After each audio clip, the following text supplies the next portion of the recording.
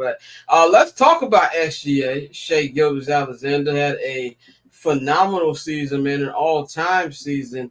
He has become only the fourth player in NBA history to be league MVP, finals MVP, and win a scoring title all in one time. The first person was Kareem Abdul-Jabbar.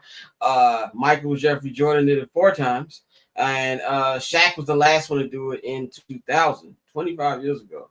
And now Shea has been doing it this year. He's also has the highest points per game total of anyone from regular season all the way through the finals, and that was 32.7. He beats Michael Jordan by just a super small point. Michael Jordan was 32.6 in 92-93.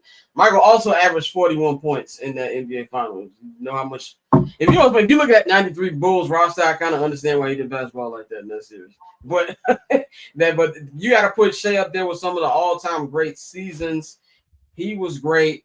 And, when we talk about, he's not fun to watch or whatever, and I can see some of the complaints of that, but I think we got to really put this in their all-time text right here. I don't know if it's going to be remembered that way. Granted, I don't listen to everything Gilbert Arenas says. Gilbert Arenas did say on Dan Patrick's show this morning that the only thing people are going to remember from this NBA Finals is Tyrese Halliburton got hurt.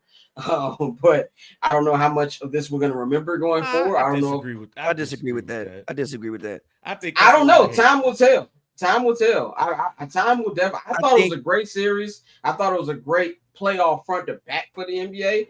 But I don't know if I'm not saying I don't agree with Gil. I agree to Gil, but it wouldn't shock me if we're not talking about that 10 years ago. I think that Shea shot in Game 4 when they both stumbled, and I think that was a shot that either put him up by 4 would be remembered. And I think Hallie's game winner in Game 1 would be things that you would see in like finals montages.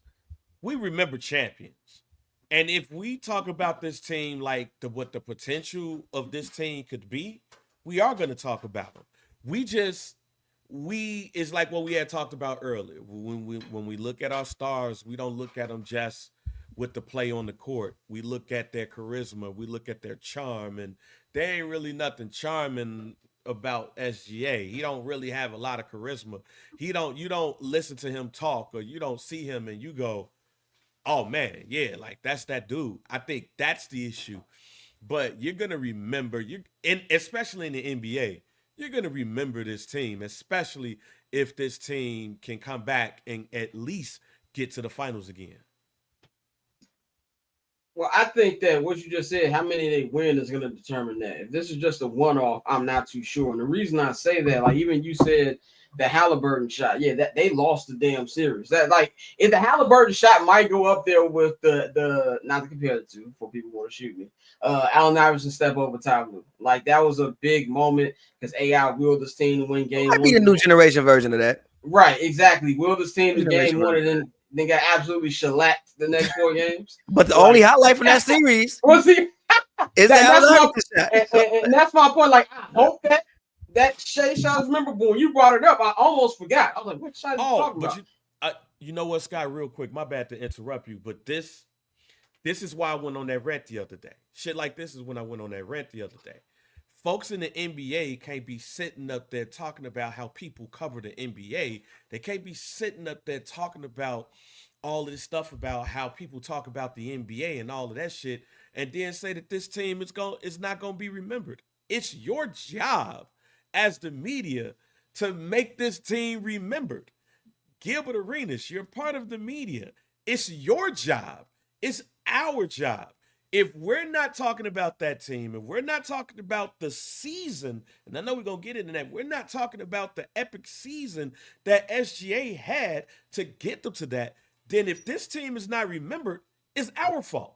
So I hate when I hate when people talk about this, especially NBA players. If you want this team remembered, if you think this team is this and that, then it's your job to do so. And if we don't remember this, that means we're failing as media people to make sure that this team is remembered. So that also means that you can't get on your platforms talking about how people covering the NBA and how people don't be talking about this or talking about that when a team like this, who's been great, not just for 1 year, they've been great for 2. For the last 2 years. They've been great for the last 2 years. Hey, Bang, I agree. Go ahead, Tulsa. I was gonna say Gilbert Arenas not a serious person. This is the same man who also wore Dolce & Gabbana shoes against the Lakers. So Gilbert's never a serious person, ever. So I feel you, but people like they had a damn. I mean, even though it was white noise, I had looked up and I was like, "Why are we having a conversation about this team being an all-time team?" Like, do you think the Oklahoma City Thunder give a damn about what you think about their place in history? Fam, I just want No, to I ring. don't.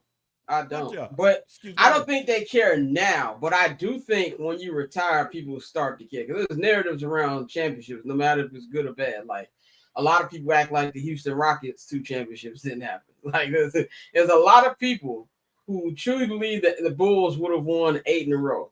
Now, as a Bulls fan, I'll say you ain't got no proof they wouldn't. That's my favorite answer to respond to that. Even though they probably would have not have done that. Hakeem Olajuwon gave the Bulls hands and feet during the regular season, and Vernon Maxwell is one of the best defenders against the Bulls when they play.